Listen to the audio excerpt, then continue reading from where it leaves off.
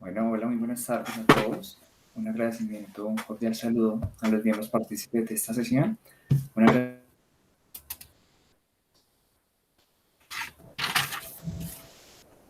agradecimiento a Niñez y Juventud y extiendo el agradecimiento a la Universidad de la Gran Colombia, seccional Armenia, por la oportunidad de estar aquí presente en este momento.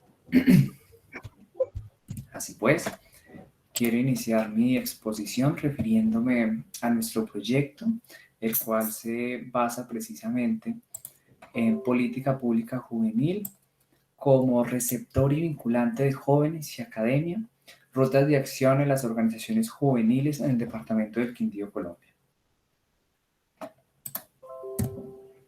Listo. A modo de presentación, quiero dar inicio a contemplar cuál será la estructura que manejaré para dar inicio a mi exposición, la cual se va a basar en 5 aspectos. El primero voy a hablar de nuestra misión y visión, después voy a hacer una contextualización de las figuras y de los métodos que aplicamos para el proceso de nuestro proyecto. Luego voy a realizar una rápida síntesis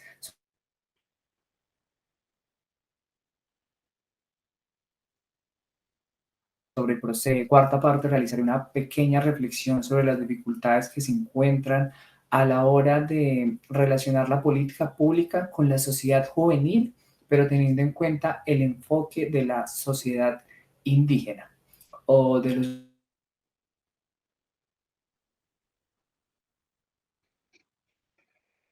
grupos indígenas. Y finalmente, a modo de enfoques o estándar, los cuales pueden ayudar como preposiciones a suplir ciertos vacíos que encontramos en, las políticas públicas actuales de nuestro departamento. Así pues, el grupo está conformado por mi compañera Catherine Patiño Toro y yo, Juan Guillermo Velázquez Valencia. Lamentablemente mi compañera no puede participar hoy de nuestra ponencia.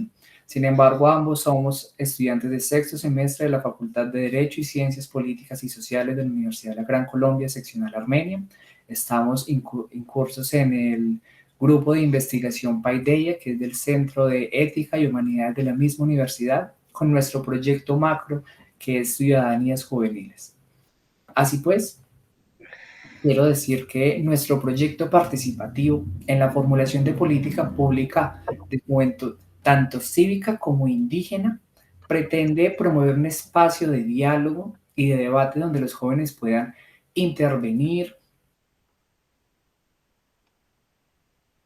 en organizaciones institucionalizadas como no institucionalizadas.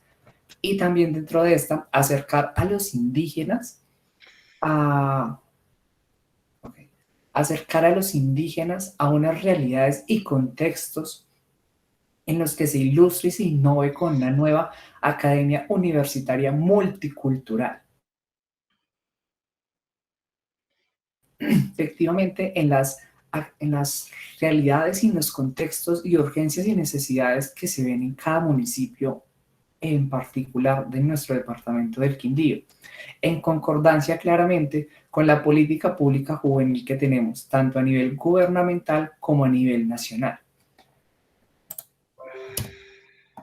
Por ello, encontramos como grupo pertinente comenzar a desglosar precisamente qué es política pública. La política pública la entendemos como el conjunto de proyectos promocionados por el Estado para que los gobiernos locales la suman y la suplan respecto a las necesidades particulares de cada territorio con sus habitantes precisamente, las necesidades que tienen y los beneficios que ésta obtiene en cada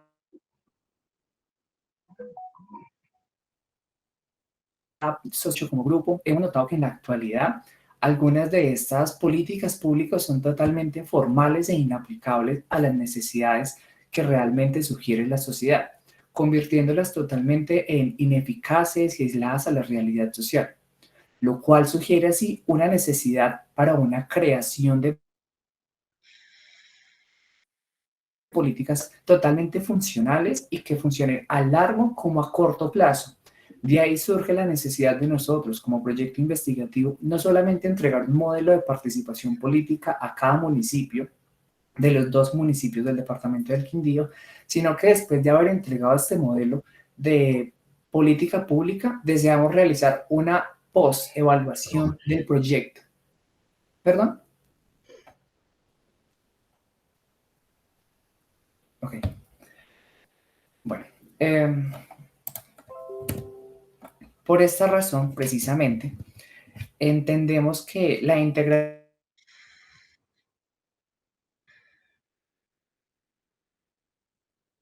de las suplirlas con nuevas políticas. Vinculándome más a la parte del desarrollo, nosotros como proyecto tenemos unos objetivos, tanto específicos como generales. En los proyectos específicos, lo que nosotros pretendemos precisamente es una construcción de conocimientos respecto a la política pública.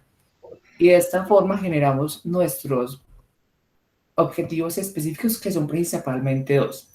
El primero es crear un observatorio de juventudes en el departamento del Quindío. Y el segundo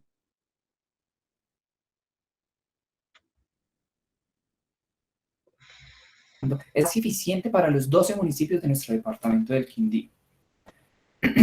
Así pues, las técnicas que nosotros hemos abordado, la metodología, son técnicas de investigación cualitativa y cuantitativa, recolección de datos, formularios, recopilación de información de plataformas juveniles, organizaciones de jóvenes, el análisis de estas organizaciones, recuento documental, todo un estado del arte, y también entrevistas, algunas reuniones, unos canelazos, como les llamamos por acá, para hacerlo más cualitativo y tomar todos estos factores que nutren realmente las necesidades de cada organización que pertenece a cada nivel municipal. Así se dividió el trabajo en distintos subproyectos. Nuestro proyecto general se llama, el grupo de estudio, perdón, se llama Paideia, y nosotros estamos dentro del proyecto Ciudadanías Juveniles de la Universidad de la Gran Colombia.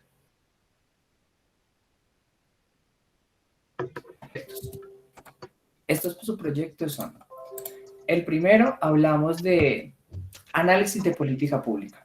En el segundo hablamos sobre ciudadanías juveniles y en el tercero hablamos sobre el diseño participativo del modelo. Estos 3 subproyectos desearon en el primero generar este estado del arte, el análisis de la política pública, tanto existente a nivel municipal como a nivel departamental, regional e incluso nacional, y con analogía de algunos otros países.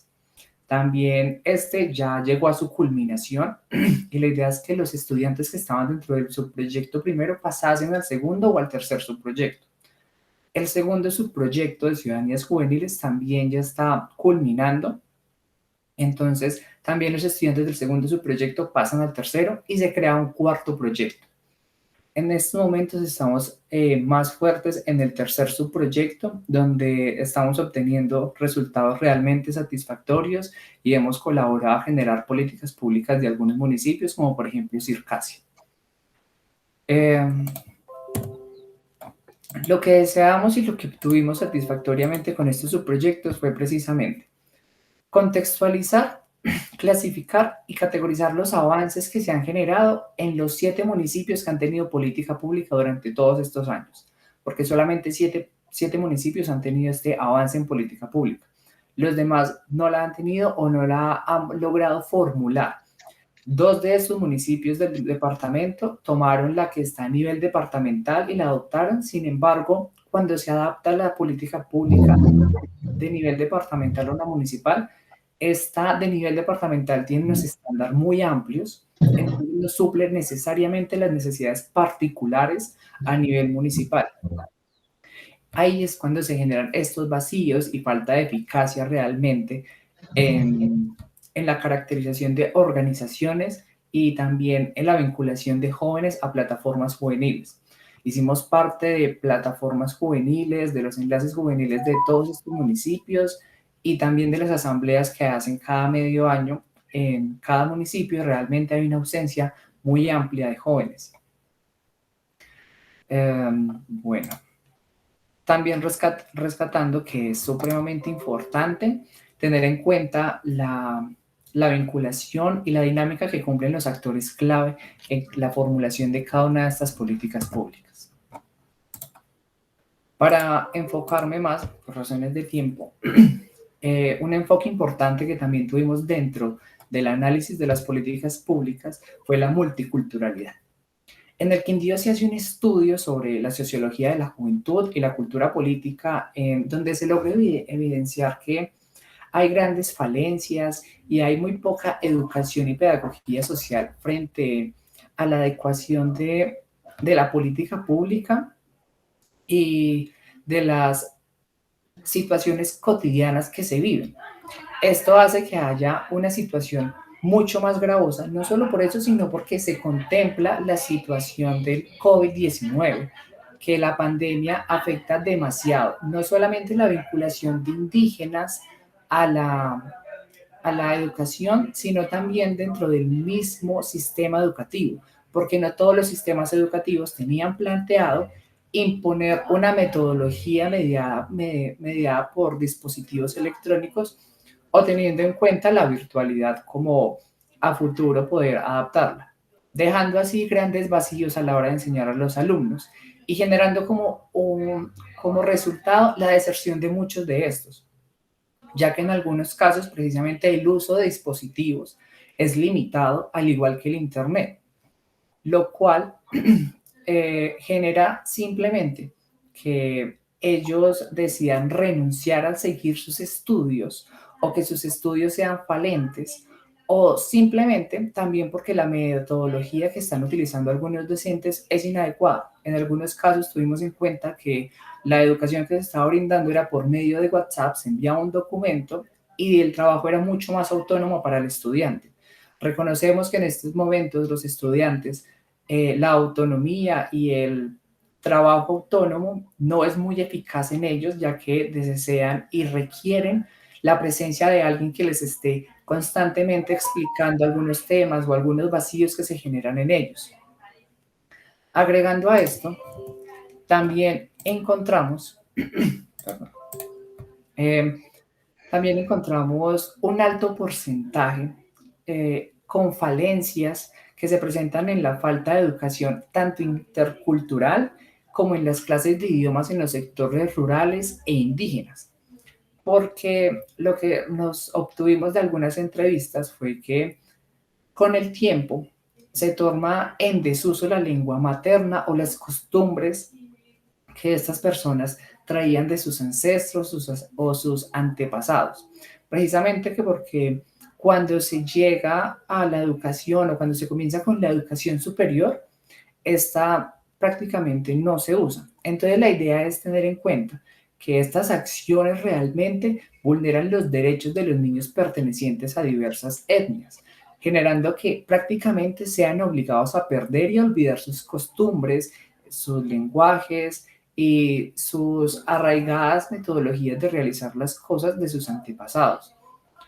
Esto se puede suplir con la innovación y con la implementación de textos pedagógicos que nutran realmente la educación intercultural, ya que cuando los jóvenes, por ejemplo, los de las etnias, ingresan a la educación superior o a la educación en las ciudades y que pertenecen a culturas o a etnias que se encuentran alrededor o las afueras de la urbanidad, generan un choque cultural, el cual precisamente la institución debe ser la que suple y la que contrarresta este choque cultural y no implementarlo, porque los jóvenes llegan con toda su costumbre y con todo su ambiente étnico y cultural arraigado, y cuando llegan a estas ciudades, a estas urbanidades, el choque es demasiado fuerte y empiezan a sentir pérdidas en su propia eh, individualización y en la forma de su personalidad.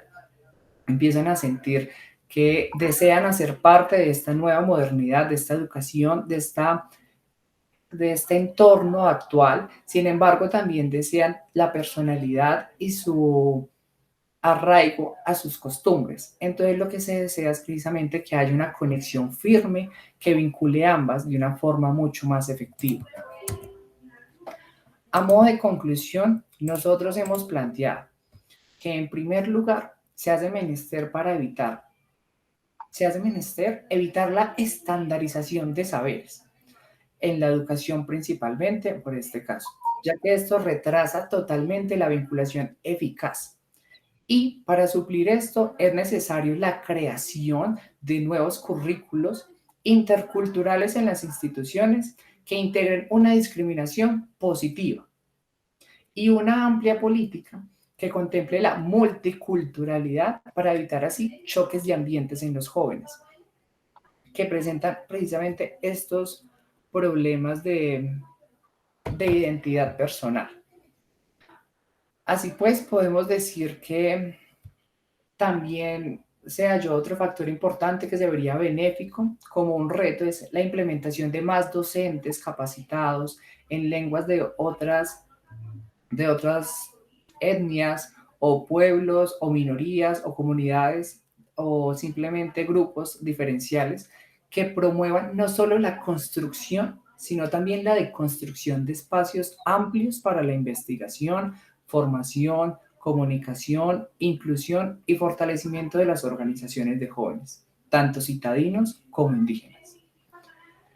Y finalmente, cabe decir que nuestro proyecto lo que pretende es crear políticas públicas que en verdad generen esa vinculación de las necesidades, pero no solamente las departamentales, sino las necesidades de cada municipio a su alrededor, ya que esto lo que hace es ponerle frente a las necesidades y desafíos que como municipio específico tiene cada uno. Y también darle no solamente conocimiento a los pueblos indígenas sobre sus derechos, sino también darles reconocimiento como pueblos íntegros y pertenecientes a nuestra sociedad. El semillero de investigación de la Universidad de la Gran Colombia, seccional Armenia, ha desarrollado estrategias para brindar un acompañamiento a los jóvenes, los cuales tienen pocos conocimientos en torno a temas políticos y a los que pertenecen a alguna organización o a alguna organización juvenil o se encuentran aislados en la periferia de los municipios del departamento para que conozcan cómo se manejan estos temas presentados y cómo pueden apropiarse de estas herramientas que brinda el Estado para generar cambios realmente radicales, pero no violentos como se ha evidenciado últimamente en los contextos actuales de nuestro país. Eso sería todo. Muchísimas gracias.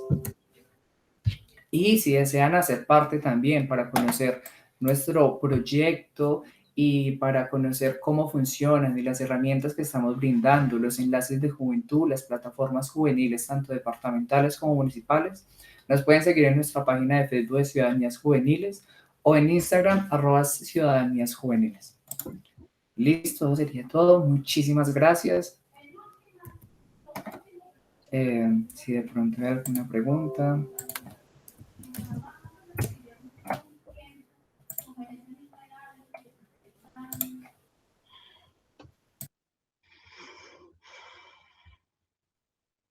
Felicitaciones. Felicitaciones. Javier, si estás hablando, estás sin sonido. Ya, sí, no, quería felicitar a Juan Guillermo. Precisamente estaba destacando el hecho de que haya participación de estudiantes que estén liderando estos procesos y desde tu formación en Derecho, pues obviamente que es importante que aterricen estas políticas públicas orientadas precisamente al reconocimiento de la inter y la multiculturalidad. Y lo que tú estás haciendo con tu grupo y el semillero de investigación, me parece que es allí donde empezamos a generar cambios desde estas formas como nos organizamos, reflexionamos, repensamos y proponemos una forma en que podemos acercar a todos nuestros pueblos dentro del marco de la diversidad. Y creo que ahí es importante esa contribución que ustedes están haciendo al hacer ese análisis de las políticas públicas y ver dónde están esos vacíos. Importantísimo este ejercicio que ustedes vienen haciendo que pues de verdad sé que van a continuar precisamente haciendo mella precisamente en esos temas en los que la política pública, a pesar de que en la Constitución nuestra colombiana se presenta allí una postura frente al tema intercultural y la diversidad de nuestros pueblos, pues en la práctica es donde vemos que esto no se está viendo, que estamos, lo que tú decías, al confrontar el contexto urbano y rural, estamos siempre privilegiando esas ideologías dominantes que precisamente desconocen la identidad de los pueblos, sus tradiciones. Entonces creo que eso es lo que hay que hacer desde diferentes, digamos, espacios, como por ejemplo en este caso desde la universidad, que los estudiantes se vayan apropiando de estas problemáticas, se organicen y también propongan unas alternativas. Creo que es un trabajo que pues me parece muy, muy importante y además necesario que se haga desde esos ámbitos. Muchas gracias. Muchísimas gracias a ustedes.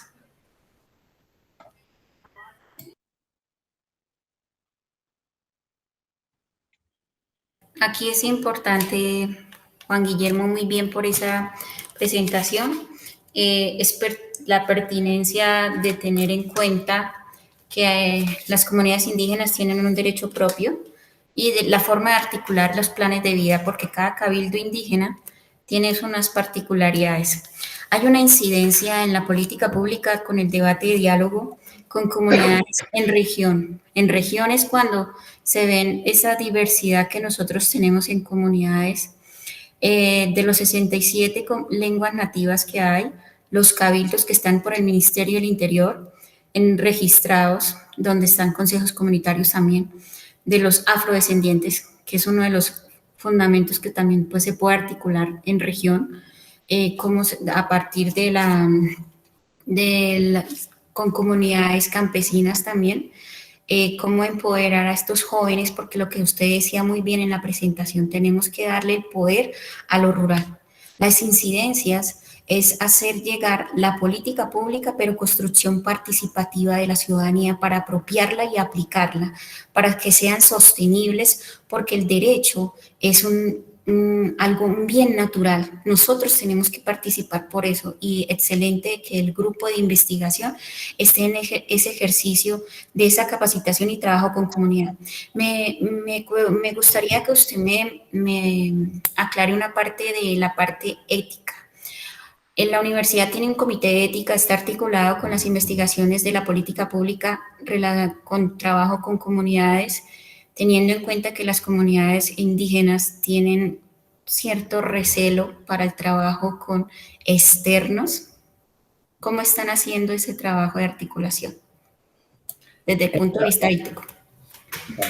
Desde el Centro de Ética y Humanidades se ha tratado de interrelacionar bastante con la población joven, que se entiende comprendida desde los 14 hasta los 29 años de edad, toda esta población que debe ser no entendida solamente como los jóvenes que conforman el entorno de la cívica, sino también de los que están en la periferia de los mismos.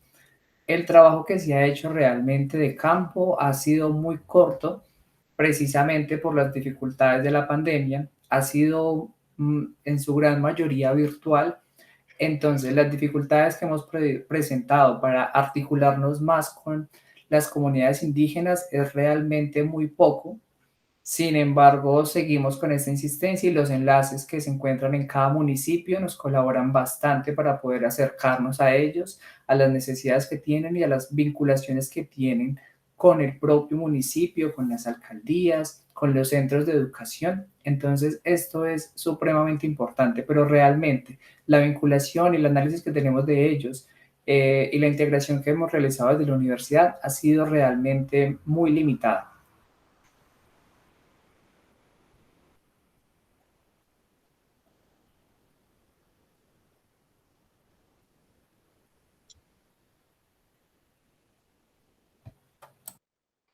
No se escucha. Muchas gracias, Juan Guillermo, por tu intervención. y todos esos aportes que le has brindado.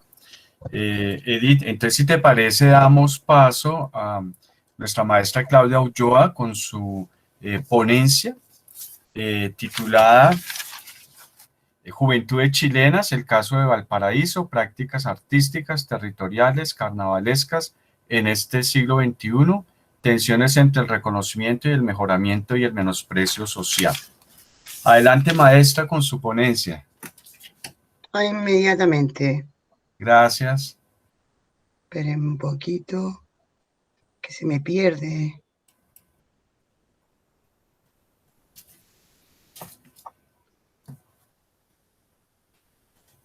Esperen, acá.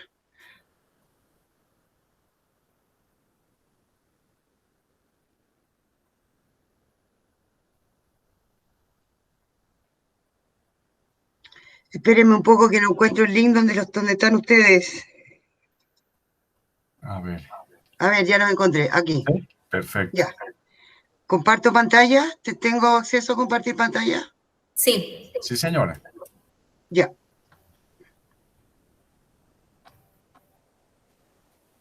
Estoy compartiendo pantalla, ¿la ven? No. Aún Entonces no. no. En este minuto comparto pantalla. Donde está la flechita, donde hay una flechita, donde dice presentar ahora, hay 3 opciones: tu pantalla completa, una ventana o una ventana ideal para video. Entonces, tu pantalla completa. Ya. Cerca la manito. Ya. Cerca de la manito, acá. Sí, hay una flechita, le das clic. Ya. Y dice tu pantalla presentar completa y debes darle clic a la imagen para que le salga un vínculo de aceptar. Actualizar, guardar como, transmitir contenido a un dispositivo. Tienes la diapositiva ahí en el computador abierta. Sí, la tengo abierta. Sí. Entonces, ahí dice tu pantalla completa.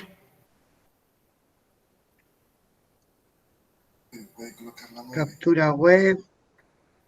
Espérame, que no le encuentro tu pantalla. Aquí. Sí. Ya, ok. 3 opciones. La primera opción. Te sale una ventana y a esa ventana dales clic. Pizarra. Donde se ve la imagen. Toda tu pantalla. ¿Ahí? Ahí. Ya. ¿Y ahora cómo llego a mi escritorio?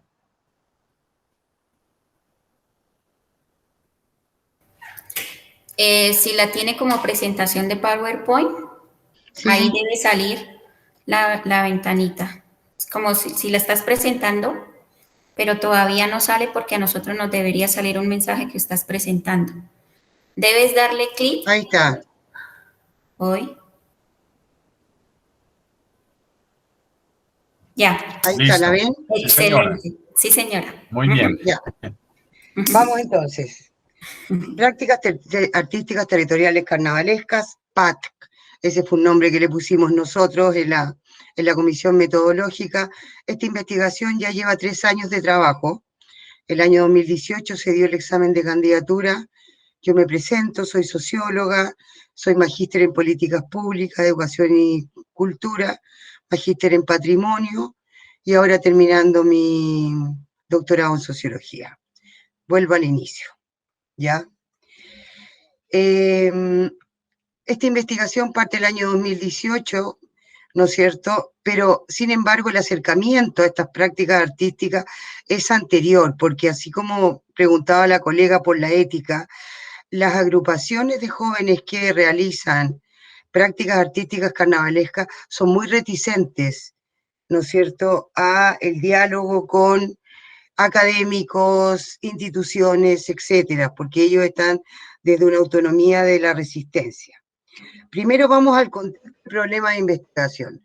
Nos encontramos con distintos problemas macro y micro, ¿no es cierto?, principalmente asociados a la modernidad, que la podríamos tomar como el inicio del siglo XX, siglo XIX, siglo XX, ¿no es cierto?, con este capitalismo masivo, donde a partir de reflexiones principalmente de David Le Breton, que ha trabajado mucho con juventudes, cuerpos y fragmentaciones en las juventudes, él nos habla, ¿no es cierto?, de una modernidad donde el cuerpo está aislado de la naturaleza y de los otros.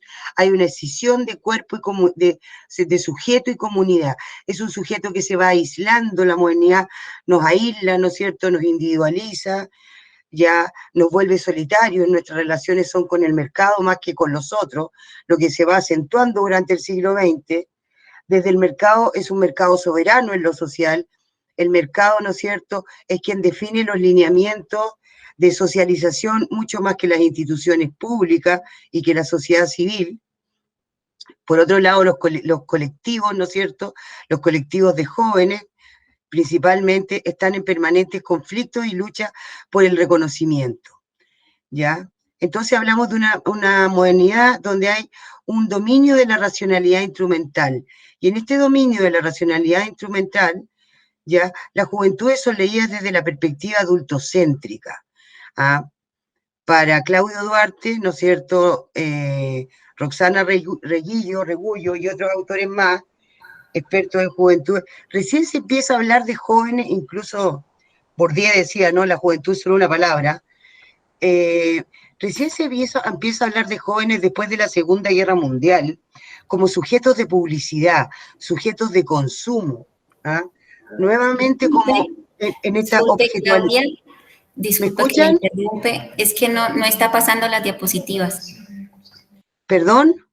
No pasa la presentación, solo se quedó en la primera. De acuerdo. Si puedes colocarla, profesora, colocarla en modo presentación para que te vaya pasando. Javier, es que ayer se bloqueó, profe. ¿Ah, Javier. sí? Sí, entonces a veces... Vale. Entonces toca irla pasando manualmente. Sí. Yo me confundo con esto, chicos. Tranquila. Ahí estamos. Ya. Eso, ¿Qué quieren que haga? Voy a la segunda lámina. Sí, Perfecto. ahí está. Perfecto. Ya corrió. ¿Sigo presentando? Sí, señora. Ya. Dale, tiene la palabra. Bueno, estoy hablando primero del problema de investigación, que me parece que es fundamental porque además estamos acostumbrados a trabajar en soluciones sin profundizar en la problemática. ¿Ah? Y yo creo que la única forma de tomar algunas medidas y reconocerlas es en la problemática.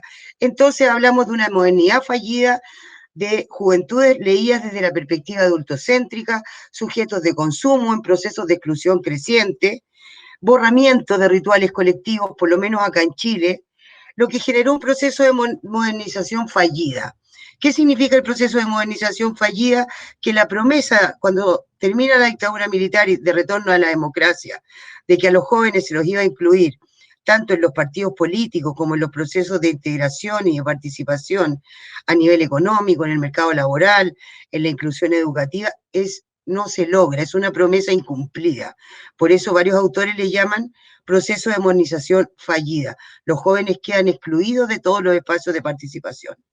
En este contexto, a fines de la década del 90 o durante la década del 90, que es cuando volvemos a la democracia, y esto pasa en otros países de América Latina, hay un retorno del arte popular callejero y carnavalesco, ámbito de producción simbólica subalterna que retoma, ¿no es cierto?, los rituales de acción colectiva popular. Sin embargo, nuestras sociedades capitalistas siguen no siendo aplastando estos modelos, principalmente con una forma predominante de relaciones sociales entre sujetos y objetos. Hay un déficit de reconocimiento y una negación del sentido práctico social de los jóvenes. Ahora tomo el término de reificación porque mi autor base en mi tesis es Axel Honneth, de la Escuela de Frankfurt, con su teoría de la lucha del reconocimiento, y también un concepto que él maneja mucho es la reificación, ¿no es cierto?, que es pensar que las personas son objetos. Entonces, este es el contexto del siglo XX donde los jóvenes crecen y van desarrollando sus trayectorias. Relaciones despersonalizadas por el intercambio de bienes. Reificación significa designar formas especialmente de utilización instrumental hacia otras personas. Lo que sí me habla de despersonalización. El otro es una cosa, es un objeto. También lo dijo Durkheim y otros. Sujetos que no son tratados de acuerdo a sus calidades humanas, sino como objetos insensibles, inertes, como mercancía.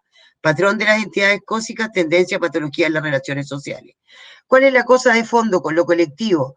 Que por un lado, ¿no es cierto?, nos hablan que el cuerpo se transforma en la modernidad en algo que se aísla de la comunidad, que se aísla de los demás, que no es parte de los demás, como en otras comunidades, y por otro lado, ¿no es cierto?, el fetichismo de la mercancía genera que los sujetos sean vistos como algo intercambiable.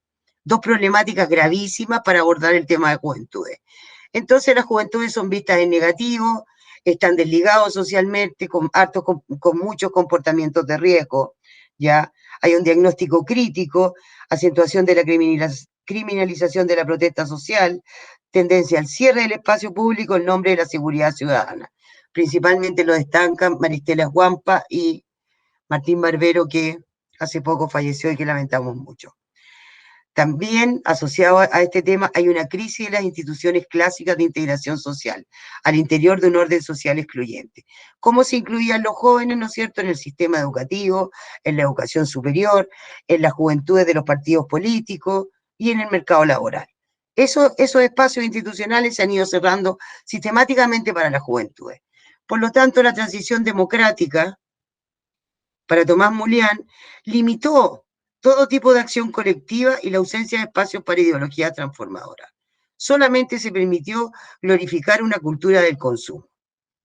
Ahora bien, ¿qué pasa en Chile? Carnavales, memoria o una negación. En Chile, el siglo XIX, los carnavales fueron prohibidos por la burguesía ascendente y católica. Estos fueron estigmatizados por los actores sociales hegemónicos, negando sus ritos populares al asociarlos a la gente inculta, a la plebe, a la gente maleducada. Por tanto, a las culturas populares. El carnaval en sí es una alegoría a la identidad negada al interior de la cultura del sometimiento y el menosprecio social como es la sociedad chilena. Sin embargo, ¿no es cierto?, pese a que fueron prohibidos también las fiestas de la primavera, todo tipo de manifestaciones colectivas fueron mutando hacia desfiles militares. Se militarizó los rituales públicos en Chile, ¿ya? Desde el nacimiento de la República en adelante con portales, ¿sí? Ahora, por otro lado, hay un renacimiento de estas culturas juveniles, de estos jóvenes que los dejan abandonados a los distintos espacios tradicionales de integración. Entonces, distintos autores nos dicen que hay nuevas cartografías sociales, intensificación de lazos afectivos en colectivos juveniles urbanos, hay una mayor solidaridad, el movimiento feminista, ¿no es cierto?, fenómenos de relocalización identitaria, donde el territorio, el barrio es muy importante. Y los jóvenes dotan de sentido sus territorios, creando círculos de protección entre ellos socioespaciales. Son para Duarte, para Claudio Duarte, son prácticas sociales emergentes al crear procesos colectivos de acción social desde sus corporalidades, territorios y subjetividades. Estos son los fundamentos sociológicos de la problemática. Ahora bien, el objetivo general de esta investigación es comprender las relaciones intersubjetivas de reconocimiento y menosprecio social entre los sujetos juveniles que realizan prácticas artísticas territoriales en Valparaíso, analizando sus cuerpos como locus de conflicto y emancipación social. Por lo tanto, es muy importante acá, ¿no es cierto?, todo lo que son las prácticas performativas y claramente, ¿no es cierto?, una hibridación y una diversidad de culturas, porque estas prácticas artísticas territoriales carnavalescas nacen el año 1999 con la primera versión del Carnaval Mil Tambores, donde integran, ¿no es cierto?, a distintos movimientos juveniles asociados a los pueblos indígenas, como la conga comparsa, que viene de la conga africana, de los pueblos africanos, de la esclavitud, ¿no es cierto?, los caporales reales brillantes, que vienen de los pueblos andinos, ¿no es cierto?, la escuela de la samba, que también viene de Brasil. Ya ahí hay una raíz que se junta en este lugar medio mestizo de sincretismo, que es Valparaíso, un puerto al lado de la capital, a 100 kilómetros de la capital, se genera este fenómeno. Los objetivos específicos son, primero, identificar las estructuras con las que se organizan los colectivos juveniles que realizan estas prácticas. Cada objetivo tiene una pregunta de investigación porque es como más fácil, ¿ya? Entonces, ¿cuáles son los factores organizacionales que han permitido la consolidación y continuidad de estas prácticas? Nos llama la atención porque llevan 20 años de práctica en forma autónoma, algunos años el Estado les da plata y otros los estigmatiza, ¿ya? Entonces queremos saber cómo han logrado mantenerse en el tiempo, ¿ya? Y por otro lado, cómo se relacionan con las culturas populares juveniles que han surgido en Latinoamérica post dictaduras militares en torno al arte callejero. Por otro, la segunda objetivo específico es determinar las principales motivaciones que tienen las juventudes para participar y mediante qué formas y contenido las juventudes que participan en estas PAT manifiestan sus motivaciones colectivas e individuales. Formas y colectivos donde remito mucho a George Simmel, que es uno de mis autores preferidos, junto con... Trato de no ser muy eurocéntrica con los autores, de tomar latinoamericanos, pero en la base de la teoría necesito tomar a los clásicos. Y la tercera objetivo específico es de otros actores. Los primeros dos son de las juventudes que realizan estas prácticas. El tercero está orientado hacia otros actores, que es conocer la percepción que tienen las y los dirigentes comunitarios culturales de Valparaíso en torno a estas prácticas, sus discursos en torno al arte callejero, carnavalesco, al uso del espacio público y a las dinámicas juveniles de participación. La pregunta es, ¿por qué el carnaval Mil Tambores es producto de tanta polémica y conflicto al interior de la comunidad de Valparaíso? ¿Cuáles son sus causas? ¿Qué tipo de relación tiene este hecho con la memoria de negación del carnaval, presente en el imaginario social de las clases dominantes en Chile? Siendo así, vamos a un marco metodológico, que lo voy a pasar muy rapidito. Este es un estudio de caso, esta es una investigación de orden cualitativa, es una investigación explicativa, interpretativa, ¿ya? Donde entendemos que había una desvalorización epistémica de las culturas populares, se han estudiado poco. Tratamos de hacer una epistemología histórico-relacional, ¿no es cierto?, donde tiene un alcance universal, ya que la teoría del reconocimiento se plantea con alcances normativos universales, tanto en el reconocimiento como en el menosprecio. ¿Ya? La triangulación, el trabajo de campo está hecho, se hicieron entrevistas semiestructuradas, casi 30, hubo observación etnográfica durante 4 años, hasta la pandemia, porque desde que empezó la pandemia no se han hecho más carnavales. La biografía del director del Carnaval Mil Tambores, y información secundaria, que son las canciones de las agrupaciones, ¿no es cierto?, sus videos, y todo tipo de materiales que ellos tengan. Los análisis de datos, análisis temático reflexivo y análisis de discurso. ¿Qué pasa con el estudio y su contexto? Valparaíso es una ciudad de Chile que ha posibilitado una particular relación y sensibilidad en el campo cultural y artístico. Históricamente ha sido refugio de artistas y creadores. Acá estuvo Rubén Darío, han estado muchos artistas. Ya es una ciudad mestiza, cosmopolita, pobre, portuaria, de migrantes, una ciudad universitaria también. Sin embargo, es un mito que Valparaíso se vive del arte, la cultura, el turismo y el patrimonio. ¿Ya? Porque hay estos problemas estructurales, ¿no es cierto?, entre distintos actores que no permiten que las prácticas juveniles avancen, ¿ya? Porque durante los últimos 20 años, entonces, se han realizado importantes políticas culturales patrimoniales, desde el Estado, desde la institucionalidad, tanto desde el gobierno regional, nacional, como comunal, el municipio, e inversiones para consolidar una imagen de ciudad cultural, pero estas han fracasado en su mayoría, principalmente porque nosotros acá, no sé ustedes, cuando tenemos cambio de gobierno, las políticas anteriores las desechan todo. Entonces, por ejemplo, en el año 2000, un pequeño ejemplo, el segundo gobierno democrático de Ricardo Lagos se instalan desde Santiago unos carnavales culturales, ya, y que eran entre Navidad y Año Nuevo para promover que la gente viniera a Valparaíso en ese tiempo. Apenas asume Piñera en su primer gobierno, se eliminan los carnavales culturales estos desde el Estado y se cambian, ¿no es cierto?, por el Festival de la Arte en espacios cerrados, elitizados y donde no puede acceder toda la ciudadanía. Este es el contexto en el que nace el Carnaval Mil Tambores, frente a una mercantilización de la cultura, donde el espectáculo de la cultura masiva es lo único que cabe en este nuevo concepto, ¿no es cierto?, de la democratización cultural. Sin espacio para las expresiones populares, en esta transición del 2000 hay un sentir juvenil del desprecio, injusticia que ha potenciado la proliferación de colectivos populares en torno al arte callejero. Valparaíso, además, es ciudad bohemia, cuna de la música popular urbana, ya como patrimonio inmaterial de Valparaíso, es sitio del patrimonio mundial, su casco histórico, ahora fue declarada ciudad musical, pero todavía no hemos podido incluir ninguna de las prácticas carnavalescas en el inventario de patrimonio inmaterial que tiene el Ministerio de la Cultura y las Artes, porque hay una resistencia muy alta. Ahora, el objeto de estudio, ya, son los jóvenes, las y los jóvenes. Las prácticas artísticas, las PAC, son colectivos artísticos juveniles organizados en torno al baile carnavalesco callejero. Incorporan ritmos afroamericanos, andinos y latinos. Se presentan en los espacios públicos de la ciudad, especialmente en el Carnaval Mintalbores, la fiesta de San Pedro, que es una fiesta popular muy antigua, el Inti Raymi, ya, el Carnaval del Cerro Cordillera, el Carnaval de Playa Ancha y otros pequeños pasacalles barriales.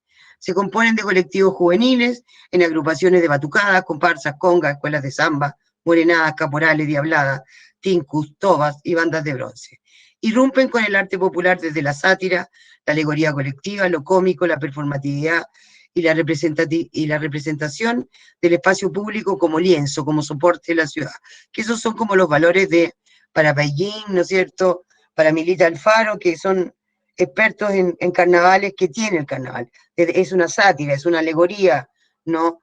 Es una irrupción del orden social por un minuto, ¿sí? Las unidades de observación, bueno, en Valparaíso, no sé si es tan importante para este contexto, en Valparaíso existen 17 agrupaciones carnavalescas que participan todo el año. Ya, de estas fueron seleccionadas 3. Estas son las de mayor trayectoria, cuentan con un promedio entre 100 y 150 integrantes, responden a la diversidad artística propia del sincretismo latinoamericano. Son la Conga Comparsa La Calle, los Caporales Reales Brillantes y el gremio recreativo Escuela de Samba. La biografía del director de Milkan Bores, ¿no es cierto?, los videos y letras de canciones.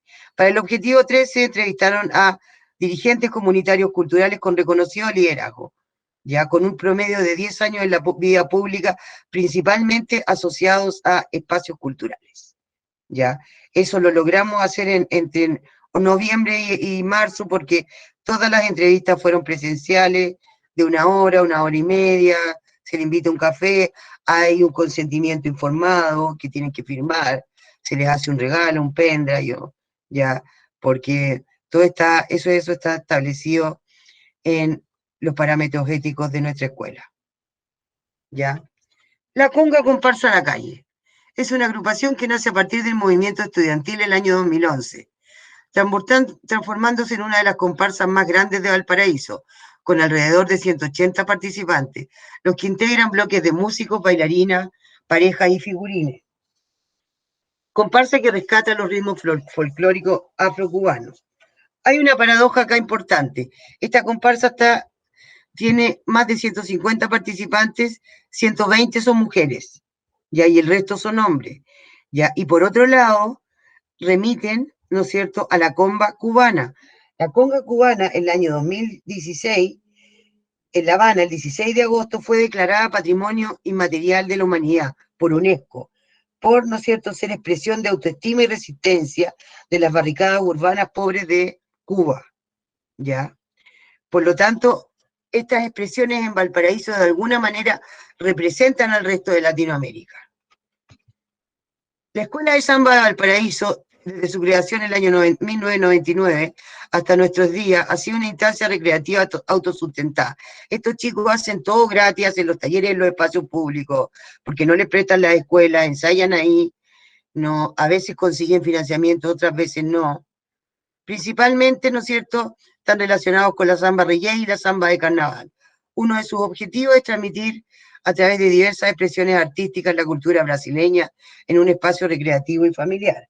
Ahora bien, el año 2005, también la UNESCO, ¿no es cierto?, declara la samba de Roda en Salvador de Bahía Patrimonio de la Humanidad, ¿ya? Que eso es muy importante.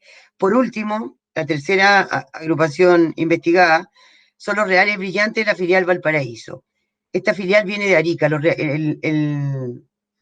El caporal es un baile andino de origen boliviano, ¿ya? Esto se traspasa a Arica y como Valparaíso es una ciudad universitaria que llegan muchos jóvenes, estos jóvenes que llegan del norte, ¿no es cierto?, vienen a crear esta filial de los caporales. El caporal es un baile andino de origen boliviano que a través del baile callejero realiza una parodia de los capataces de esclavos negros con sus prácticas de liberación. En la región de Valparaíso comenzaron en el año 2010 con esta danza andina. También fueron declarados Patrimonio de la Humanidad y se integraron en la lista representativa del patrimonio inmaterial la fiesta de Jesús del poder, del gran poder de Bolivia. Esto fue recién el año 2019. Por lo tanto, estas tres prácticas a nivel latinoamericano ya han sido declaradas Patrimonio de la Humanidad. Ya, un objetivo práctico de mi investigación, porque los objetivos son más académicos, más estructurales, es lograr que estas agrupaciones sean reconocidas como patrimonio inmaterial. Ya estoy terminando. El marco analítico con el que se analizan los objetivos de esta investigación son, primero, la teoría del reconocimiento de Axel Connet. La teoría del reconocimiento nos plantea una dialéctica del reconocimiento donde solo en el reconocimiento recíproco del otro se puede afirmar el sentido práctico de cada sujeto. Ya, si los jóvenes no tienen un reconocimiento, además que no lo tienen en la familia, no lo tienen en el sistema educativo, que son estigmatizados, en este lugar ellos lo tienen entre ellos mismos, ¿ya? Porque además hay una estética, una performance, esto es una comunicación corporal, ¿ya? Por lo tanto, un primer marco analítico es la teoría del reconocimiento, con la dialéctica del reconocimiento y la dialéctica del menosprecio, que es el maltrato, la exclusión, la injusticia, la invisibilización. Por otro lado, ¿no es cierto?, tenemos que considerar las culturas populares, que son culturas dominadas. Tenemos a Pacerón y Grillón, ¿no es cierto?, que nos habla de las culturas populares, tienen códigos restringidos, es un arte callejero, que no se considera en el lenguaje económico, ¿ya? Son estéticas disidentes, estéticas subalternas, que es importante poner en valor. Y el carnaval, la historia del carnaval, de todos los carnavales de América Latina, ¿no es cierto?, nacen desde las culturas populares, nacen, ¿no es cierto?, desde formas de dominación contrahegemónica. Por otro lado, ¿no es cierto?, otro marco analítico es la tonicidad corporal, cuerpo y performatividad.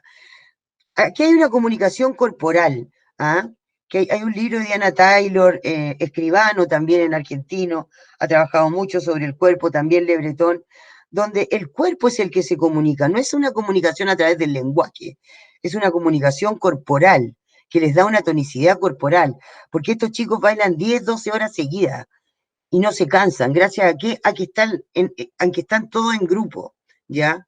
Claramente que generan un locus de conflicto, porque son cuerpos semidesnudos, son cuerpos con otras vestimentas que el chileno medio no estaba acostumbrado a ver, ¿ya? Y ahí hay toda una lectura Foucaultiana de cómo se lee el cuerpo y cómo se le estigmatiza. El cuerpo como una potencia de cambio, como un recurso de sentido intercorpóreo, a la conexión performativa, porque no es algo que hagan uno, es intercorpóreo, si no, no es, ¿ya? Finalmente, el cuarto parámetro de análisis, ¿no es cierto?, son las culturas juveniles, que son los modos de vivir la tensión existencial entre el mercado y las desigualdades de interacción, las formas de agruparse en el espacio público, que tienen en común las prácticas socioculturales. Para terminar, el índice de resultados va a ser más o menos esto: carnaval en tambores, comunicación corporal, conflicto y lucha por el reconocimiento. Son subcapítulos: retorno y expansión del arte callejero juvenil carnavalesco en Valparaíso, 20 años de prácticas artísticas territoriales, factores internos y externos que han posibilitado su continuidad, motivaciones, identidades y culturas juveniles populares, el feminismo en las prácticas artísticas territoriales carnavalescas, menosprecio de la cultura carnavalesca desde la institucionalidad pública, privada y en los medios de comunicación locales, culturas populares, subalternidad y resistencia en las prácticas artísticas carnavalescas. Eso sería. Muchas gracias. Muchas gracias, profesora Claudia Ulloa. Dejo de compartir, ¿cierto? Tranquila. El, el ejercicio Aquí estoy. me llama mucho la atención.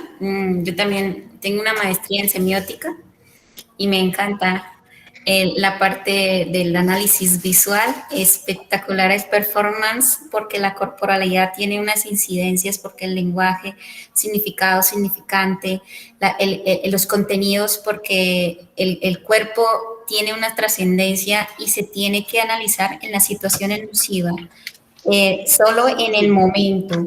El antes, porque uno puede mirar como en fotografía se puede hacer el análisis desde la parte que en los ensayos, yo hacía un análisis en la parte de unas imágenes, que en los ensayos no es lo mismo que en la presentación final.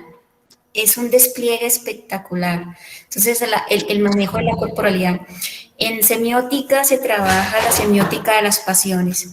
Y ese es el Semiótica de las pasiones. Semiótica de las pasiones de Michel Foucault. No de Michel Foucault, no. De Jacques Fontanille, que es de la escuela parisina.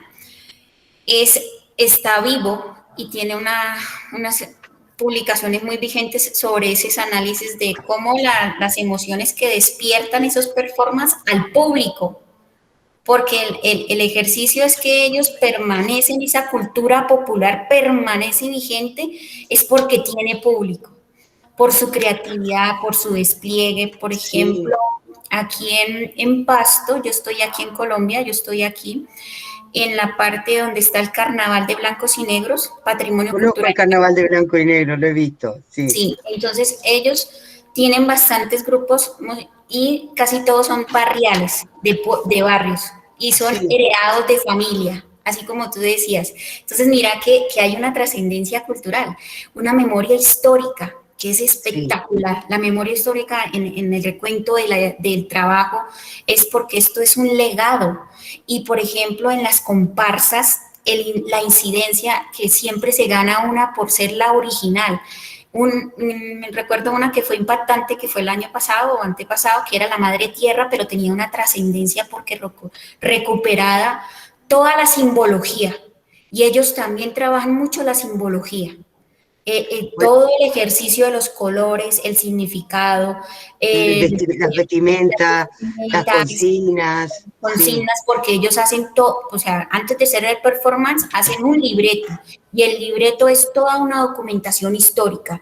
No, es que esa es la historia. Por eso ellos tienen ese resentimiento de las academias, porque a veces citan o los usan, pero no llevan el documento a hacer la presentación, que es un ejercicio que nosotros los investigadores sociales debemos hacer, trabajar con la comunidad, mostrarles y decir, porque a veces me ha pasado a mí, yo estoy analizando el chulo cósmico o el sol de los pastos y les digo, bueno, yo puedo hacer esta interpretación.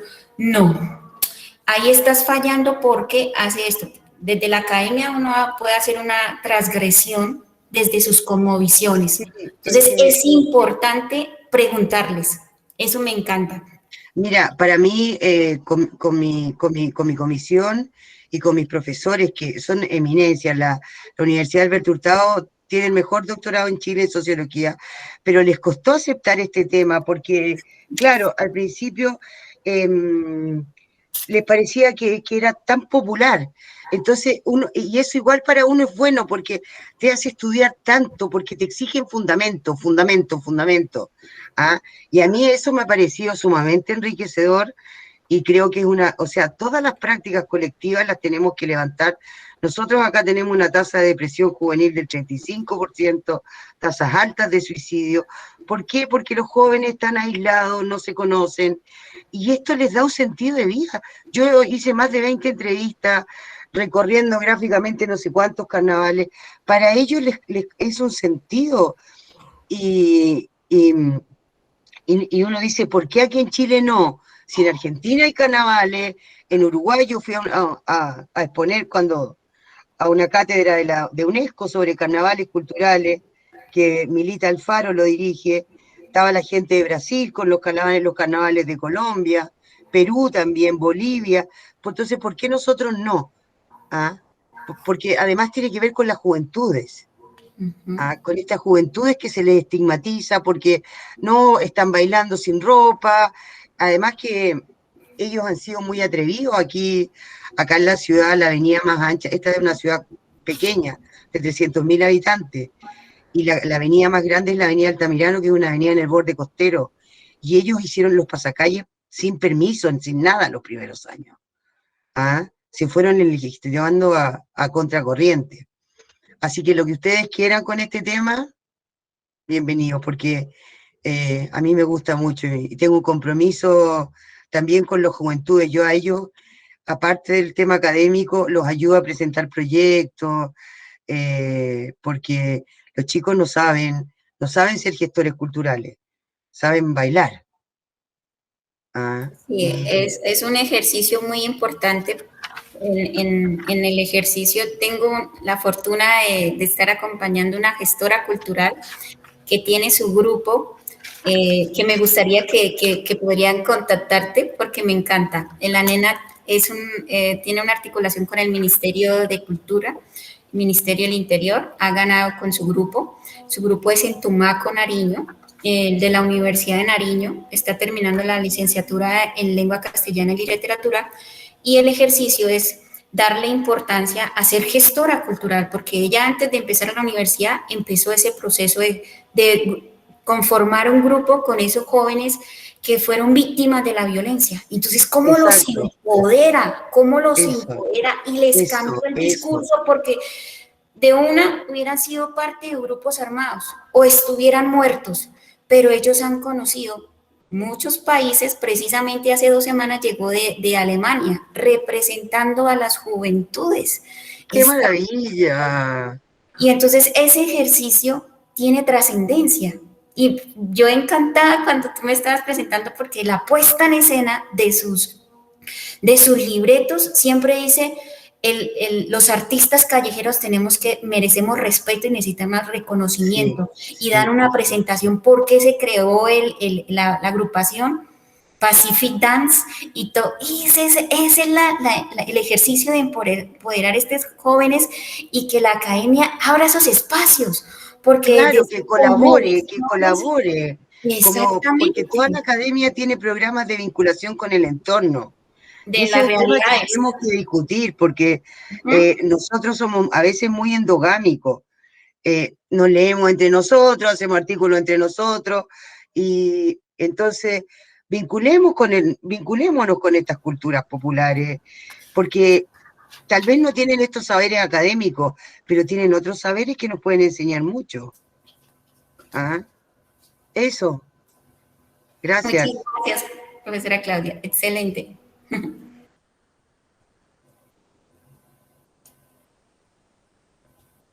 Profesora Claudia, muchas gracias por esos aportes, no solo desde lo teórico, sino precisamente desde unas vivencias de la cultura, de lo que se vive allí en Valparaíso.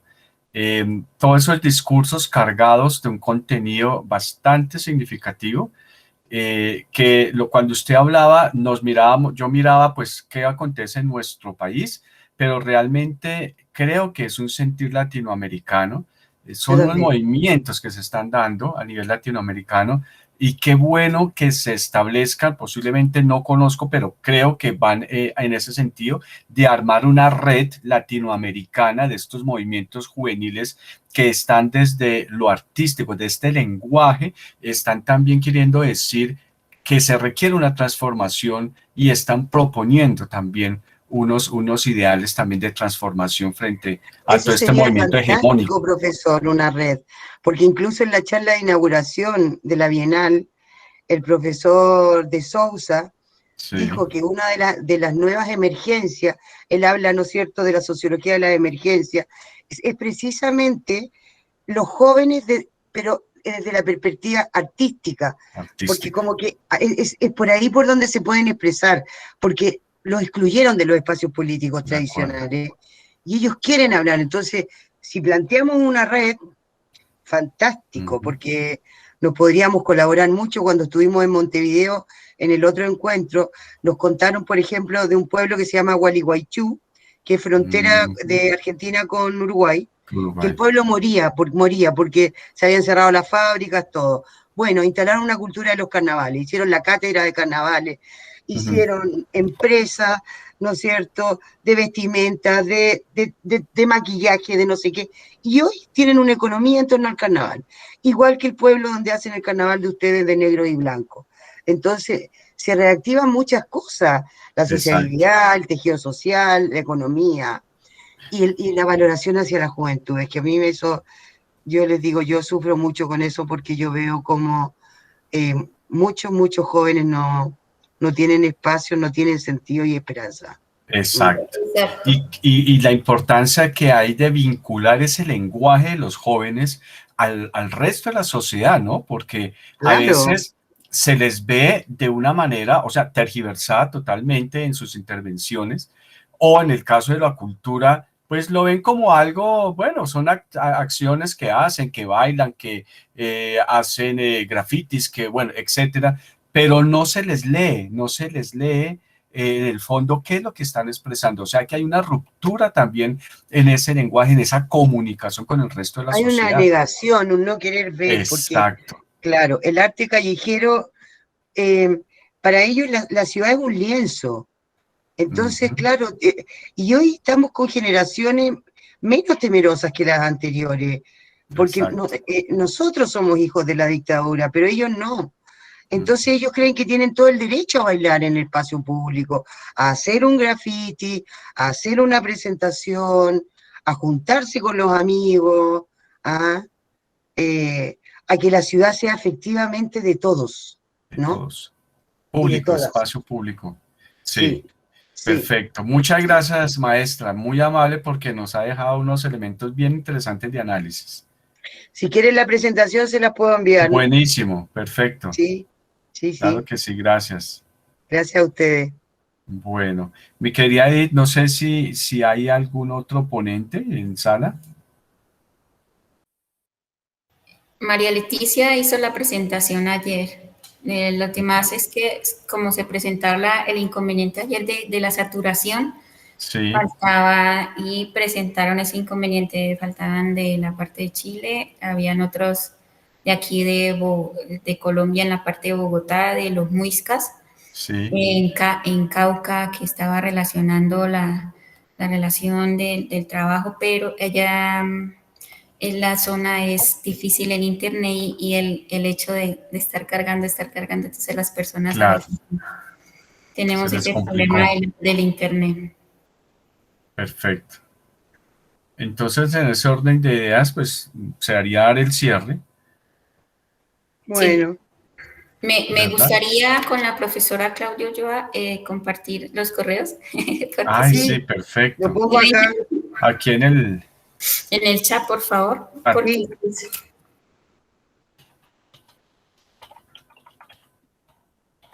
Pongo mi WhatsApp también, ¿ya?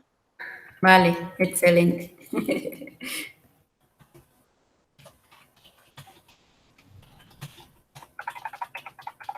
Me gustó la idea del profesor Javier de hacer una red.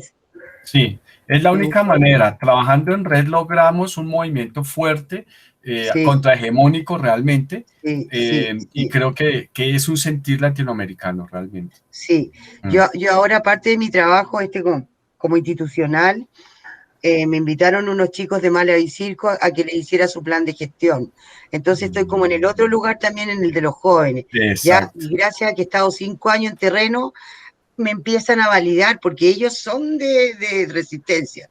Entonces ahora nos vamos a juntar como 8 organizaciones que hacen estas prácticas. Qué bueno. ¿Ya? Y entonces yo creo que por ahí podemos, nosotros encantados de armar una red. Incluso la gente que estuvimos en esta cátedra de UNESCO en Montevideo, que era de carnavales, también estaban dispuestos. Pero después vino la pandemia, la crisis. No, es una cosa loca. Pero bueno, hay que seguir con la idea. Ay, Javier, voy a anotar su... Sí, señor, aquí coloqué mi correo. No, es que ayer se hizo la exposición de México y yo planteé el ejercicio de generar la red porque el propósito es que no nos quedemos como las investigaciones de los proyectos en anaqueles, Exacto, sino así que es. tenemos muchos sentires muy similares y estamos trabajando con esas juventudes y lograr que ellos se conozcan y reconozcan sus discursos y que sus voces trascienden, tiene mayor incidencia de que nuestra mediación no se quede solamente hasta aquí llegué y se acabó. No, va a trascender y la red tiene que ser eso, que nosotros logremos ese proceso que va desde, por ejemplo, desde México hasta Argentina, porque tenemos juventudes que necesitan voz y voto. Y aquí es un ejercicio de que se debe replantear los currículos, las políticas en las instituciones donde la parte artística tenga mayor trascendencia, porque no se puede dejar como, yo le doy 5 o 10 descuento en la matrícula por estar en el grupo y ya. Y solamente media ahí. beca. Media beca, pero no pueden que ese trabajo que ellos vienen haciendo de presentaciones, porque montan todo un libreto, ¿por qué no le reconocen como trabajo de grado? Claro. Es una producción. Memoria histórica. Claro, Acá ellos tienen que hacer trabajo de campo, ir a investigar. Exacto. Si voy a hacer el montaje de este baile, tengo que investigar quién. Ellos montan toda una investigación y se está desconociendo. Nosotros a veces, no es conocimiento, porque a veces el ego de la academia y a veces en la zona de confort, tema intocable, tema tabú.